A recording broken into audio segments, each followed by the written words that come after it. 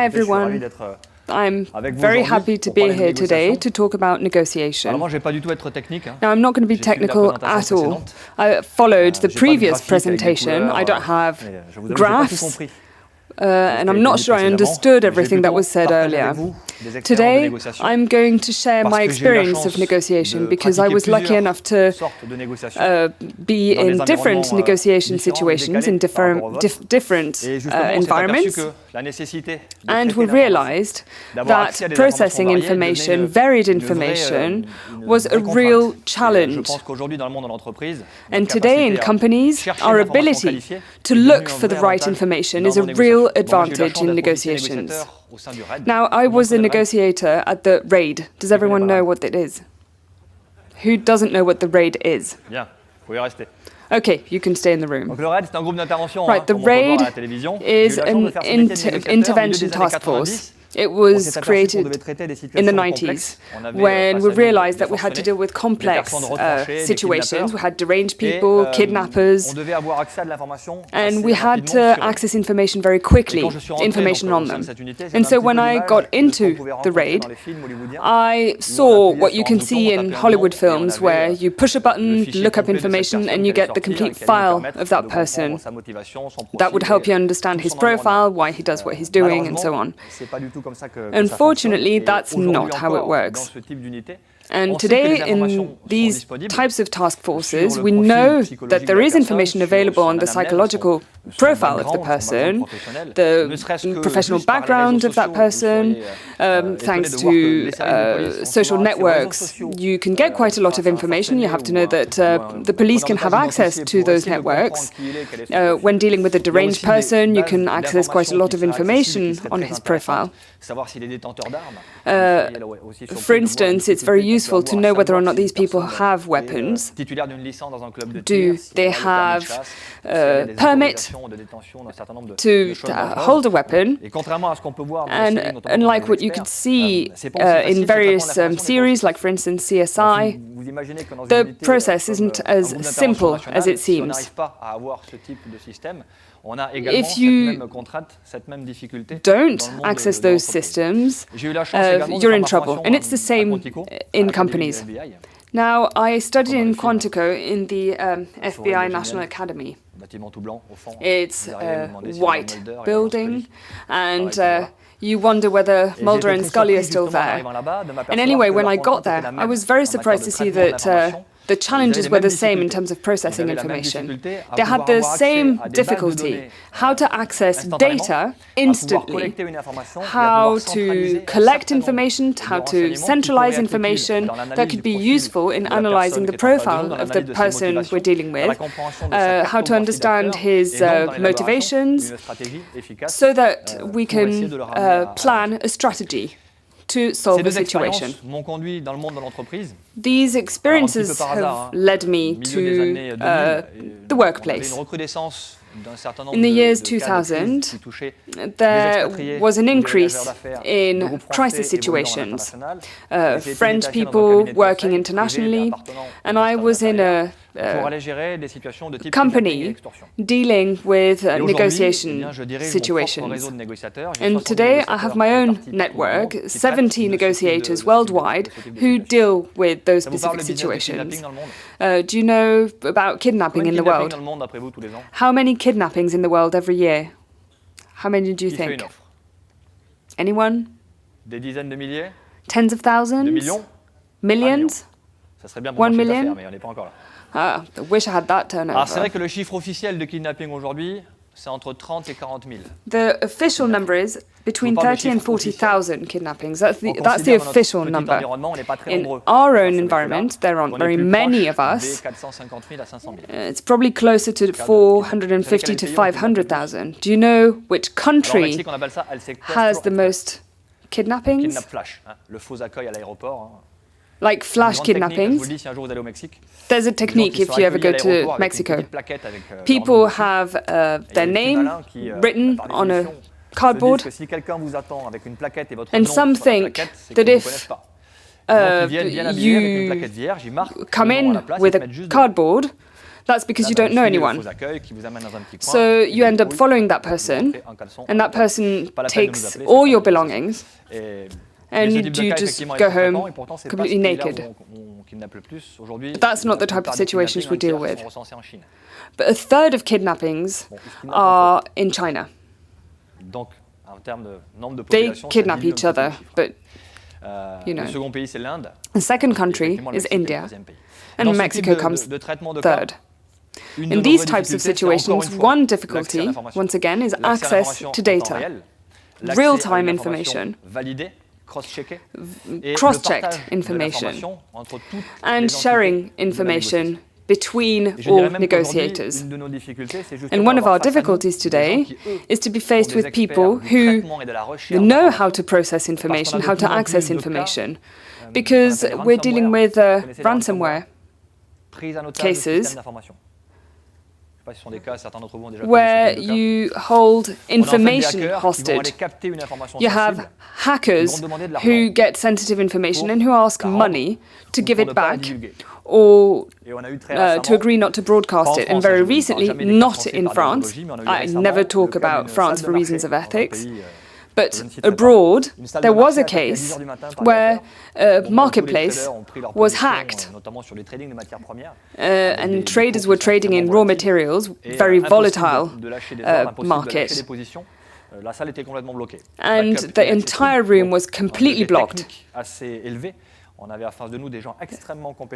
We were dealing with very competent people. It lasted for 45 minutes.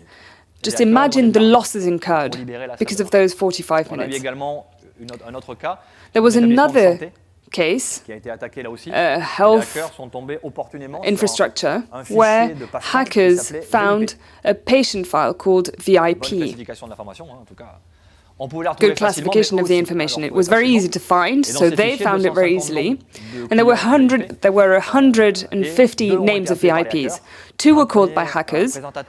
One was a TV presenter who got a phone call, and the hacker said, "Okay, I don't know you, but what do you think your audience would say if they knew that you were HIV positive? If you want to know more, then call this number."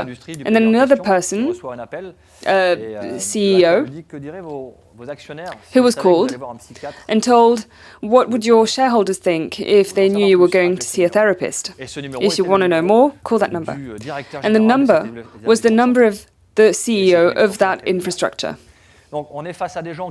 So we're dealing with people who know how to access information. And so we're faced with the difficulty of finding more information than them to understand their motivation and to know how to negotiate with them. Going back to more traditional environments, I've often been called by companies to deal with more classical negotiations, mergers and acquisitions.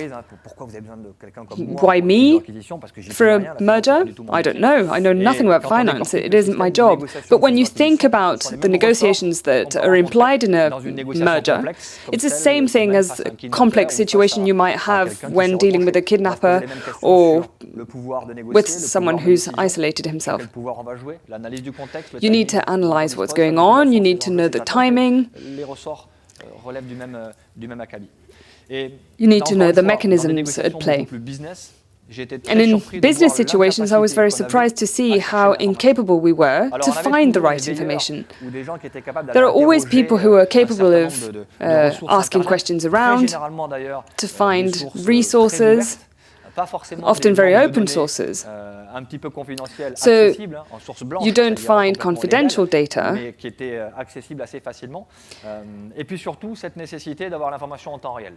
But the most important thing was to find real-time information.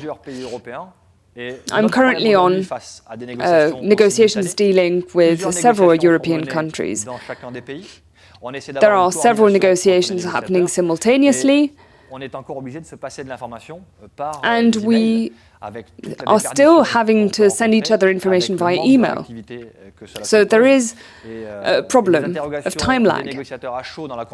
And negotiators can't always do a good job. So queries are very frequent. And clients often say, what do you do to process information in real time and to supply the information to your colleagues simultaneously? Well, we don't have any tools at the moment to process this data.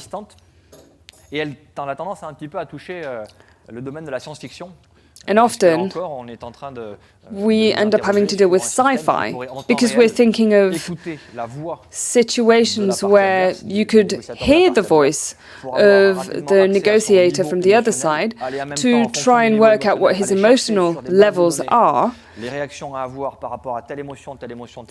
and then to work out what reactions we could have to such an emotion.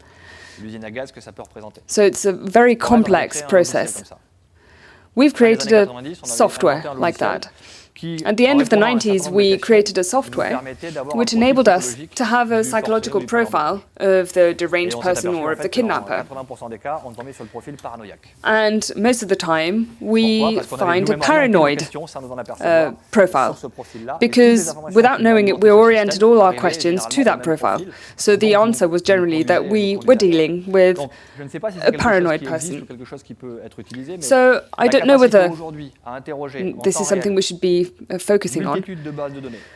But dealing with lots of data, protecting that information, broadcasting it to negotiators in real time is a real challenge.